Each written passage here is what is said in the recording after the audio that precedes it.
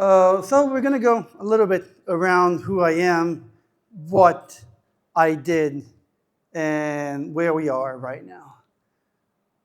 A little introduction about myself. So my name is Francisco, you already know. I'm from Brazil originally, but I've been here in Japan for almost 20 years now.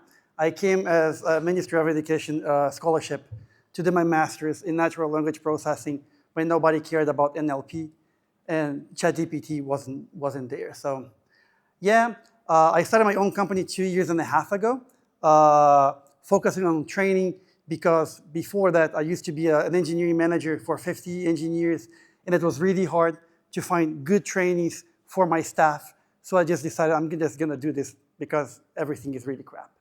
At the same time, I started a community called the Startup Lunchclub. When I started my own company, as you're gonna see, I had no idea what I was doing, but actually I was really lucky to know people who knew better than me, and I got a lot of advice.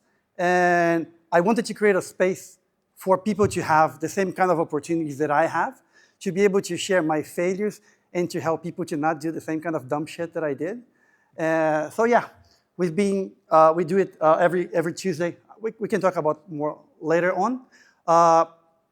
Down there you have a little bit of my background. I used to work at this company when it was still in Roppongi. So yeah. So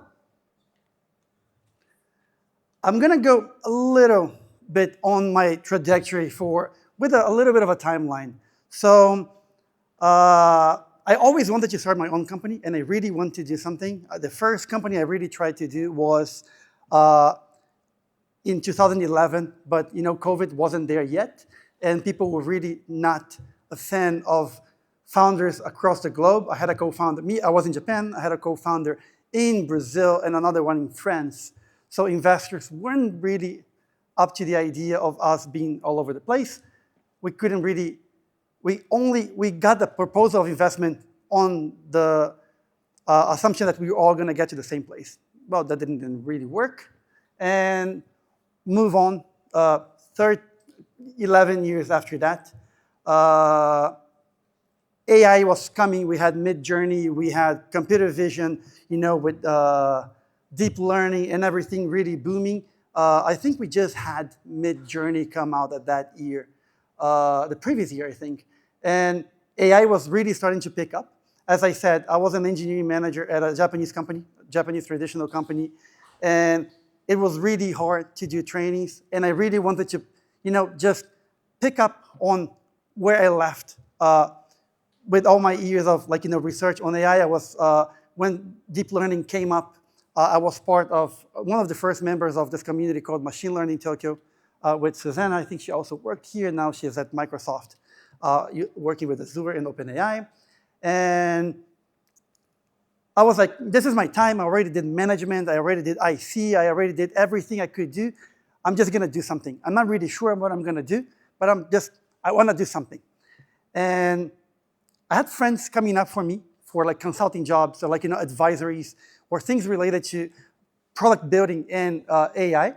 And I was like, maybe there is something here. So I just created a company just in case. Let's leave it, around there. And then someone came to me with a big contract and asked, do you want to move to my company? And I said, do you want to be my first client instead of me moving to your company? And they're like, yes. And I'm like, I'm quitting my job. Gonna do whatever they want me to do because the money is good. And when I said I was gonna leave, my company said, we cannot have you leave right now. And I said, you can be my second client. And we can keep working together, and everything is going to be great, right? And so I had 2 clients. I was working maybe 1/4 of the hours I was working as a full-time employee, and I had triple the money. So people talk about, the hardships of being an entrepreneur. Everything was amazing. It was the end of March. The cherry blossoms were right there. Everything for a great start. And of course, as every entrepreneur knows, when you get money, you should invest it, reinvest in the business. You should save money. Of course, I did not do any of that. First thing I did, I'm going to take a vacation now that I'm working less hours. I'm making triple the money. I'm going to take my wife on a trip to Nasu on a Porsche. And then we did a bit of a splurge on the outlet, and that's how things went for the next half a year. Let me just take a pic on the next slide. So at around this time, I met another guy who was also really interested in doing helping people improve their careers on the HR space. And we really clicked.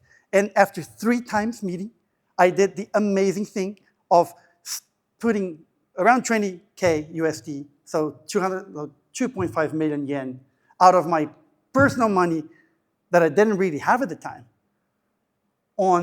because I was also very smart, again, and even though I worked at Google, I didn't really keep those shares, I didn't really keep anything. I kept a lot of memories though. It was all really fun. Don't do that. Don't do that.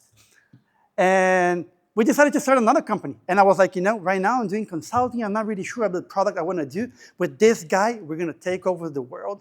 Now it's going to be the thing. And I didn't do anything else with this company anymore, with Furious Green. I just let it there. It was my cow, milking really easy. Short hours, a lot of money. Let's focus on the new one. Until the end of the year came down. And while I was performing, because I was also like a halftime dancer, actually I already danced in Miami for a world competition. I went to Taiwan for a performance as well. So I would say that half of my time at the time was more of like a dancer, and a lot of people asked me, do you want to be a pro dancer or what? And at the time I was performing, I had a client call me and say, actually, we're going to go bankrupt, and we have to cut you. And I'm like, okay, I still have the other contract, but that's okay. I still have a lot of the money. It's less hours. At the time, my wife we just found out that she was pregnant. So great, it's okay. And so this picture, even though it's written there, rock bottom, the very interesting thing is, so my community was just reaching its first year. We rented a space for 40 people, thinking that, we wouldn't really get a lot of people. We got 60. The place was booming, and it was amazing. I had a picture with even more people. We couldn't fit everybody. And then my previous employee called me, well, it's the beginning of the fiscal year and everything, and we're gonna have to send, how many people here worked on the Japanese company? Do you know what the word ringi means? So yeah, they called me, so it means you have to go through the, company hoops to renew your contract, because we need to restudy why we're paying you so much money. We really need to understand it first. It's gonna take us 2 months. And I was like, oh God, now I have 2 months with no revenue. Interesting enough, and I took a while to find this video. Let's see if it loads. Maybe not. So, have you guys heard of Moon Creative Labs? So it's kind of an incubator, startup studio thing from Mitsui Group. They have it in Palo Alto. They have a thing here too. And around the time I missed my last client, they invited me to have a talk there about being a successful entrepreneur. So I really wanted to show that video. And so the reason why I had this picture here and I wanted to show the video is that things are going to be crumbling, internally. But everybody is just seeing the outside and oh, successful entrepreneur, booming community, you're in the top, right? And I was like, oh shit, what am I going to do with my life? And then my son was born in July, 6 days apart from me. And that was the moment that I realized I cannot play startup anymore. I cannot wait for revenue to come anymore. I cannot be thinking that, things are going to happen or, that everything is going to solve themselves. How much time do I have? Okay, cool. So I came to my wife and said, yeah, we just got a son, and now I have to rethink my life. this is the situation, and if in 3 months, if in 1 month I don't really find something really going here, I'm gonna find a new job. And I'm really, really, really, really, really lucky because I have a very supportive wife. And she's like, I'm like, aren't you like worried? I was like, well, you used to work at Google. You're gonna find a job anyway, so we're not gonna be like dead poor. So, gambatte. So in a way that was actually really good. Like I didn't really have a lot of pressure. I was like, I can just go in and just try my best. And that was the moment that I realized I had to make a big change and I had to let things go. The first of all, I went to my partner of the second company and I told him, like, I'm in a pickle right now. It's really bad. What can we do? And I was really lucky because he offered me to buy 90% of my shares. We were like half-half. So that money really saved my life literally for a big while. Another thing that I told myself was, I don't want to be a pro dancer. I want to be a pro startup founder. So I cut my hours around there as well. I went to my accountant, who actually in May, when this was happening, the video that you cannot see when I'm talking about being a successful entrepreneur, I was actually asking my accountant for around $2,000 to help me pay the company taxes. Actually, I didn't ask, he offered. He's like, you're not gonna make the company taxes and that's really bad. I'm just gonna loan you the money and we're gonna see how it goes.